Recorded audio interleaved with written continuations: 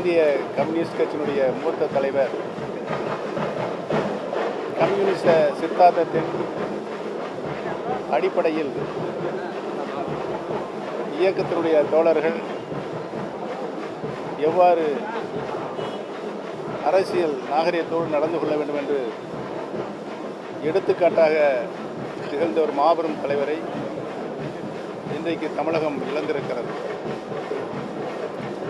அவர் கடினமான பாதையில் நடந்து வந்து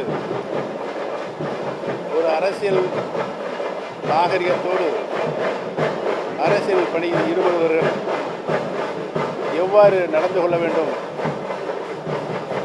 பொது சேவையில் ஈடுபட்டிருப்பவர்கள் எவ்வாறு நடந்து கொள்ள வேண்டும் என்ற அடிப்படையில் அனைத்து அரசியல்வாதிகளுக்கும் எடுத்துக்காட்டாக திகழ்ந்த ஒரு மாபெரும் தலைவரை நாம் இன்றைக்கு இழந்திருக்கிறோம். அவர் காட்டிய வழியில், அவர் இந்த நாட்டிற்கு செய்த அரும்பணியில் தியாகத்தை எண்ணி கம்யூனிஸ்ட் சித்தாந்தத்தின் அடிப்படையில் நாம் எவ்வாறு நம்முடைய அரசியல் பயணத்தை செயல்படுத்திட வேண்டும் என்ற அனைத்து நிலைகளிலும் நின்று நல்வாழ்வு கேட்டிய ஒரு நல்ல தலைவரை, பண்பான தலைவரை நாம் இன்றைக்கு இழந்திருக்கிறோம். அவரை இழந்து